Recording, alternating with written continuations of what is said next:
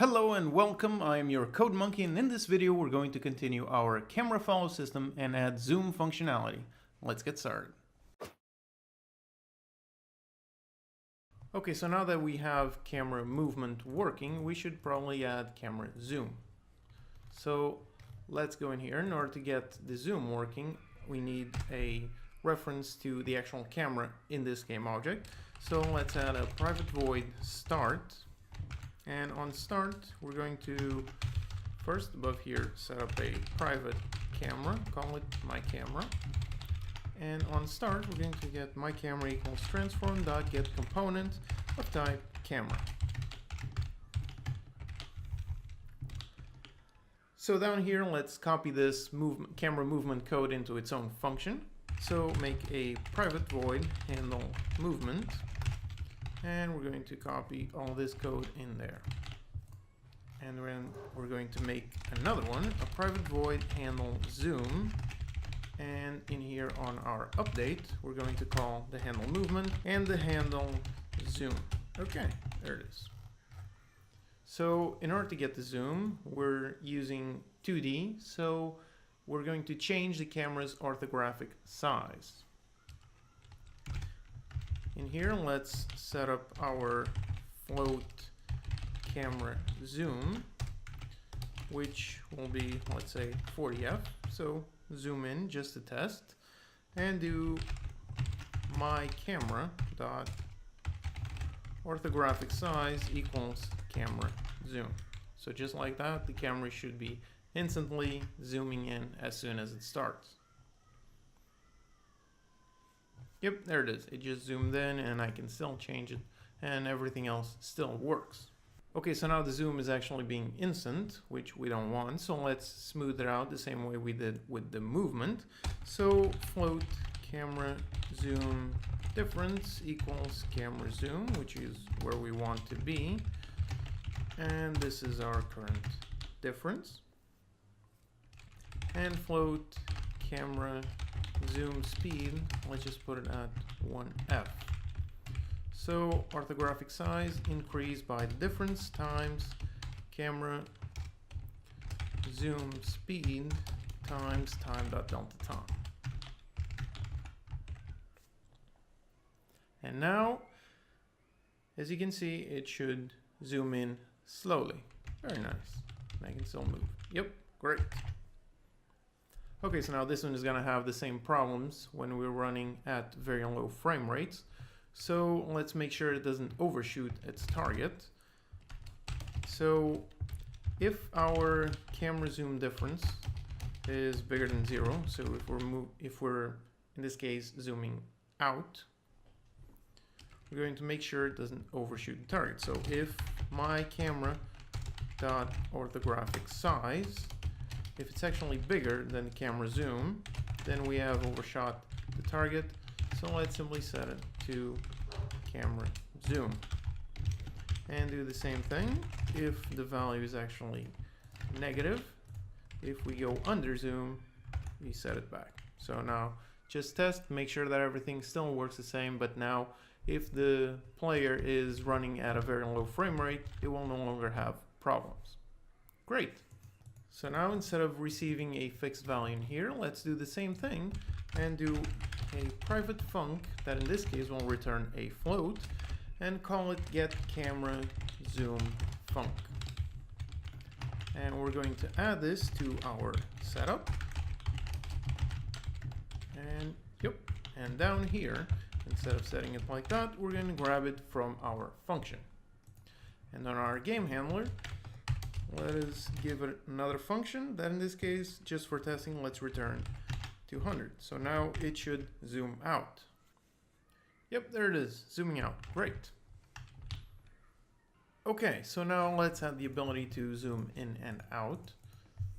So in here, make a private float that will contain the zoom there we want to go, and add a private void zoom in and a private void zoom out. Okay, now when we zoom in, just decrease zoom by, let's say, 40, and make sure that it stays within a valid range because we don't want to zoom in too much. So if zoom is under, let's say, 40, then zoom equals 40f. And when we zoom out, zoom was equals 40f. If zoom is bigger than, well, let's say 200f, then zoom equals 200f. Okay. So now in here, let's return, instead of returning a fixed number, let's return our number, and let's add some buttons for zoom in and zoom out. And actually in here, the only function we're going to call is going to be the zoom in function, and here the zoom out function. And place those buttons slightly lower and put it about that should do the trick. Let's just set the starting zoom value to 40f, just slight zoom in. And now let's see if the buttons are there and test if our zoom is working. So it's currently zooming in, and we can zoom out and goes back, zoom in and goes up. As always, we can still change, and we can change character, zoom into that character, zoom out, go to another character, zoom in and zoom out. Let's add some functions for our camera to receive a fixed point, since sometimes in case we want to do a cutscene, we want it to go to a specific point, not necessarily have to give it a get camera position func.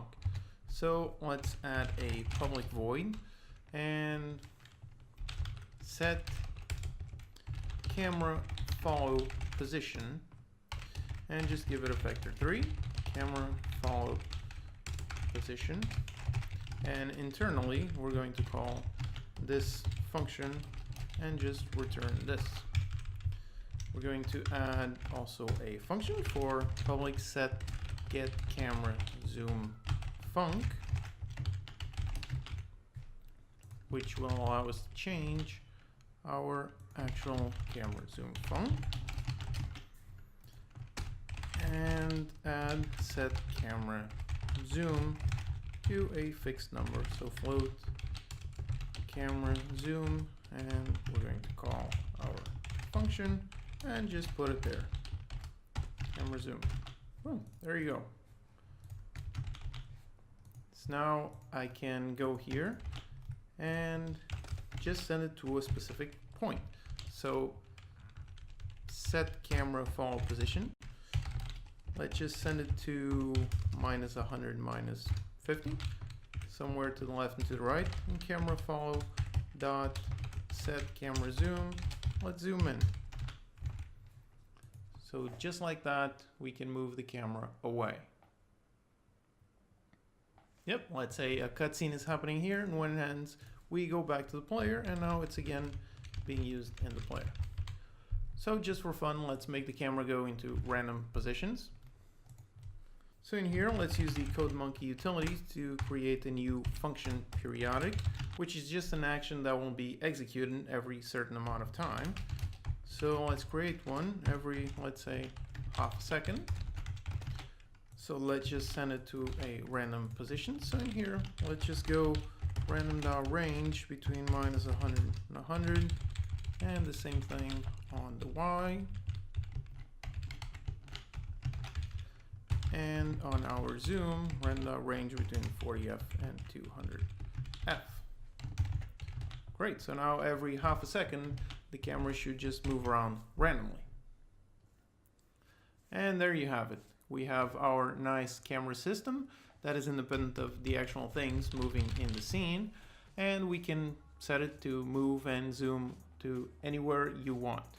We can make it smoothly follow the player or any other object, and easily make some cutscenes by setting a target position, target zoom before returning to player control. Okay, if you have any questions, post them in the comments and I'll do my best to answer them. All right, see you next time.